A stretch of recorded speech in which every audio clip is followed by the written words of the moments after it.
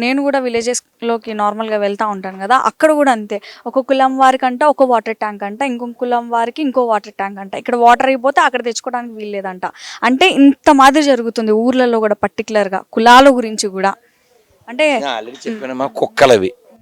మీ కుక్కల గురించి చెప్పాలంటే, ఒక సందులో కుక్కలు వేరే కుక్క వస్తే బయ్యమని దాని మీదకి వెళ్ళిపోతాయి. ఎందుకని అంటే ఇది మా ఏరియా అని, టెరిటరీ అంటారు.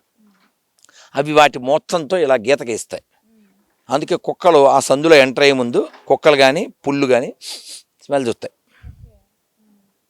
ఇప్పుడు ఆ కుక్కలకి వీళ్ళకి ఎంత తేడా ఉందా? వేదం ఎక్కితే ఎవరిని అలా బిహేవ్ చేస్తారా? వేదం ఏం చెప్పింది? సంగచ్చధ్వం సంబదధ్వం అందంటే ఏంటి? కలిసి నడుద్దాం, కలిసి జీవిద్దాం అని. కాబట్టి సనాతన ధర్మం, మనకు శాస్త్రం యొక్క సారం తెలిసినవాడు ఎవడో అలా బిహేవ్ చేయడు.